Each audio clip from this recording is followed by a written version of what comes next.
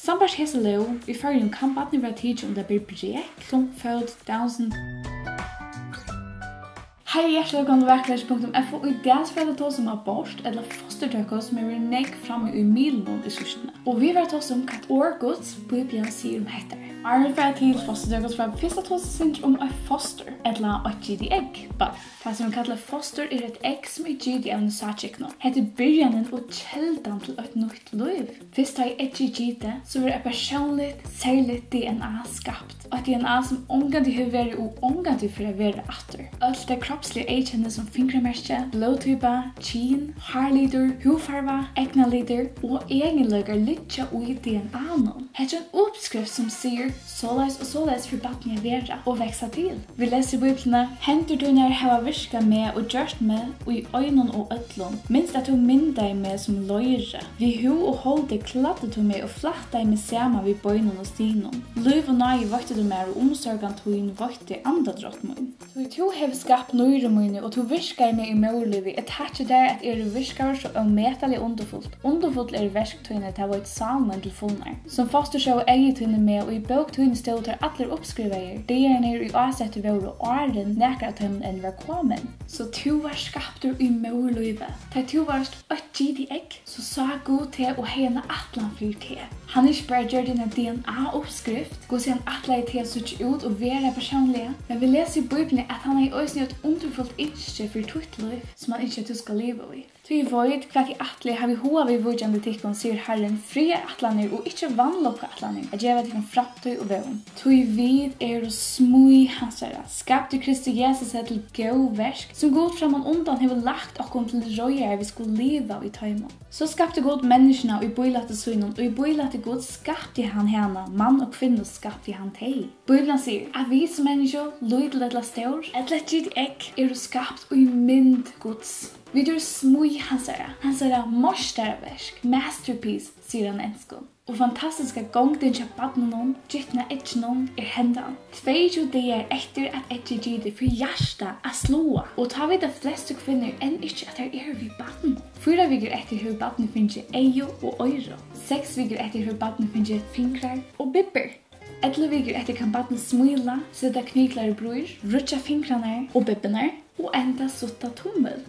13 viker etter for øyrene fenga svodj, og badni uka seg ved hjertaslotteren av mammene. Ultrajo viser øysene at badni hever REM, svøvn, til mer at badni langt drøymer i mørløve. 6 måneder etter alle kropperen under menning og virkjen, og 38 viker etter badni født.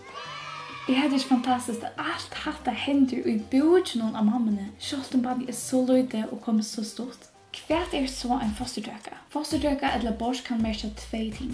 Først kan det merke at en kona vil på veien, hun vil ved baden, og hun misser baden ikke ved vilje. Man kaller det spontan abort. Og det er noe som hender nekken kvinnen til å metelig hardt.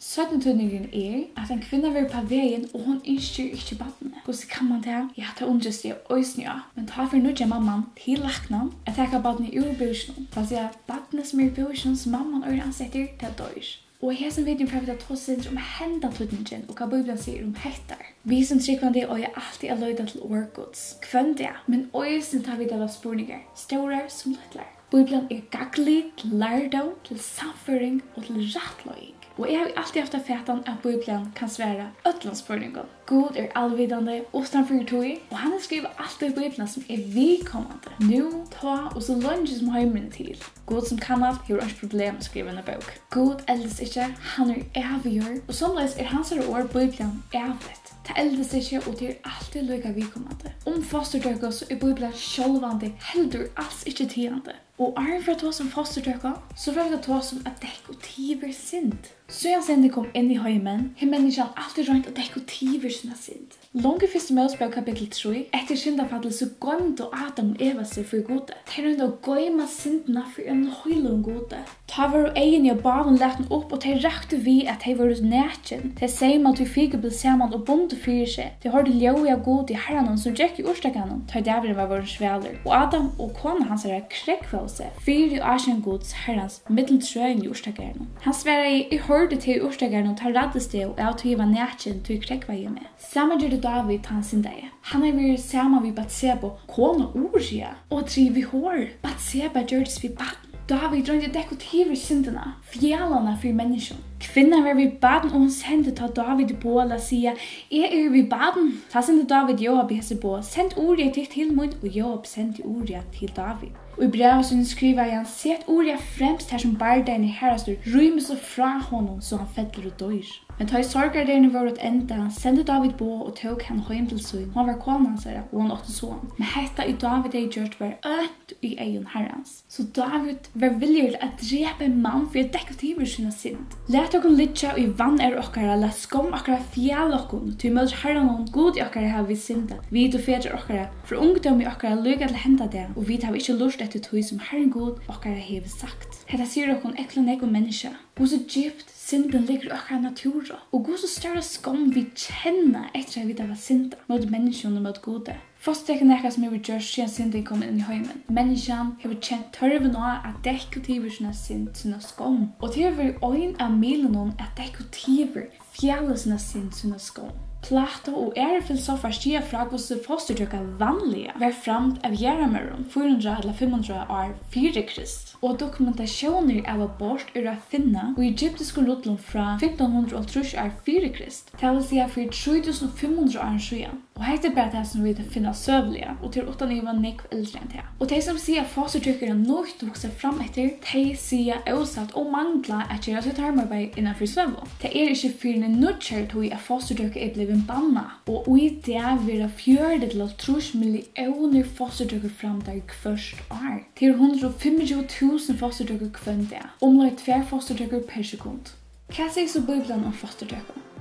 Argumenterar för att man kan främja fostertøgget och det som lever nu där till köpa. Men Bibeln säger ett örvise. Efter syndafallet I första Mosebok säger Bibeln hetta. Adam helst ser till konu sina och hon var vid baden. Bibeln gör klart på ena vägen att ha ett ägg för en kvinna så hon vid baden. Det är inte bara hon på vägen, gravid eller hon är foster och livande I busen och en bakterie. Nej, ta och inte vegite äta hon var vid baden. Här från första av. Boine mine var ikke ter dult ta eva skaptur I London, viskaver og gjerar djupon. Vi en Mosebok sier god, ta I menn fra sammen at bergast og fyra under kono og I baden, så at hon hittar reis, men ungen under vannlokka stens av tog, så skal han gjøre det til å leta I båt her og I mævur konona legger av. Han skal leta til og I domaren avledja. Men stens vannlokka av, så skal liv letas for liv. Og god gjør seg låna for å verja menneskene. Han ikke verja mammana og baltene I bosene henne. Og dette verset sier at om en mæver eller onker kommer under en kone, så det som hittar reis, til å si fører og tullige, men for ungan skeie, så skal han som gjørst betale bøt for det. Årsaken var at bøtene som var født for tullige, har ofte imiske trobelager. Lønnes trobelager via sikva og anna. Til å si bøtene som var betalt for til at hjelpe bøtene.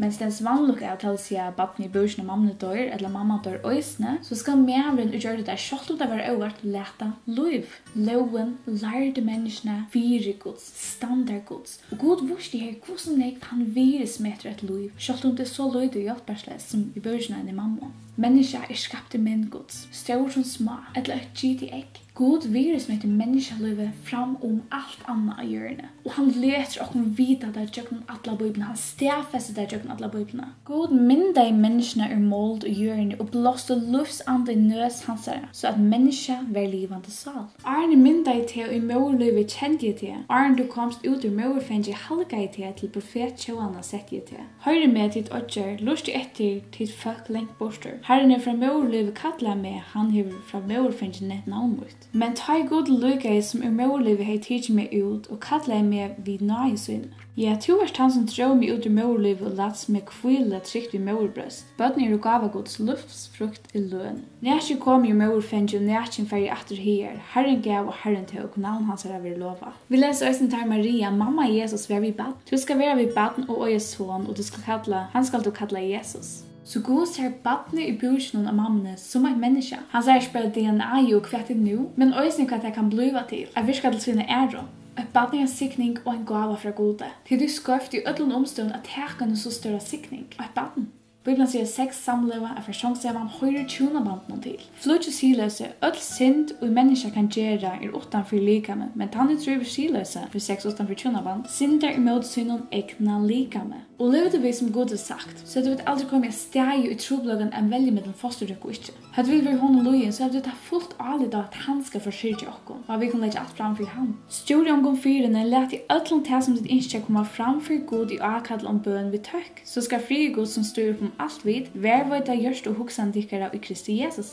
Spurningen ofta, men kvart om patten blir brek og mamman neidtidjen, eller mamman ung eller gammel? Loven sier, anordning nummer 228 av 20. juni 1929 om kraftreden på færerne av lov om foranstaltning i ledning av sverskap med mere. Du kan lese mer. Sambars hese lov, i førgen kan patten være tidjen om det blir brek, klumpfød, Down-syndrom og framveges. Eller mamman neidtidjen, eller mamman ung eller gammel. Hittar vi bøybla, så det sier en sver, at baden et baden i egen gods. Til samma viri utan mån til brek for foreldrene eller hva foreldrene har gjort. Og her kommer vi merke at baden er ikke skyldet ui hva foreldrene har gjort. Jesus sier, let henne små bød komme til mun til rujti gods hørt heimen til. Jesus elsker bødene, og han kan ikke bødene. Til å si at jeg vil pape neidtidsk mamma, så baden ikke skyldet ui tui. En mamma som er ved bad av neidtøkko sier såleis. Vi er en så rævlig som neidtøkko, så er baden og det vekreste og dyreste som kan komme bort ur. Nå er så rævlig og jodo. Jeg elsker så mye. Han er blivet støttene av myrka himmelkvølnen, som lukker mer lydig ljus til myrkas nottene. Han minner meg av gøske gods, og gos god kan leke sundersåre i hjertet. Vi som er skikvande øye er så ikke baden så som god ser det. Vi øye virusmettet det så som god ser det. Og at fremja fosterdrøk i samband med alder, brek, neidrøk og framvegs er altså ikke svære. At fremja fosterdrøk til å vite hva synda,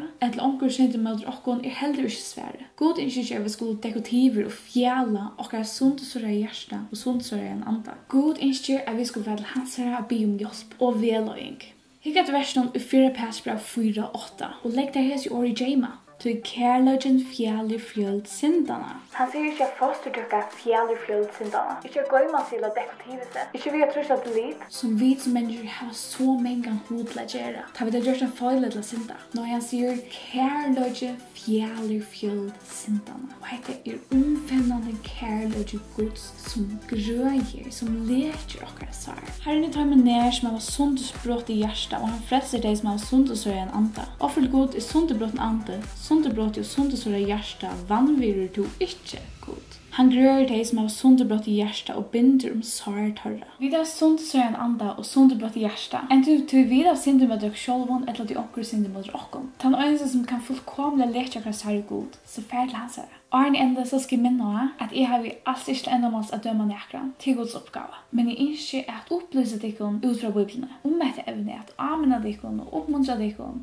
Og om du hever fram fosterdyrko, eller vi vid vi, så skal du vite at Gud kan frigjøre det her og leke til sår. Etter at David hed drip i Uria, så kom Nathan profetet til David. David sasna sint og be Gud om frigjøring. Og i samme stund sier Nathan ved David at han var frigjøven. Da sier David ved Nathan, jeg har sint imot herren og Nathan sier ved David, så har vi god og sin tidlig synd av borster, du skal ikke dødja. Samme vi okkom. Venter vi dere til god, så ikke akkurat synd, så skal god fyrgive okkom og leke akkurat sår. Og er det onker som har gjort eurett mot tikkum, synd mot tikkum, så skulle de vite at god kan leke akkurat sår. Han kan hjelpe at de kunne fyrgive den som har synd mot tikkum. Men til så for at de tok det vi, til så for at du hukte vi, og om de domte til video, like hvis du ikke nådde, så kan du godt dislike.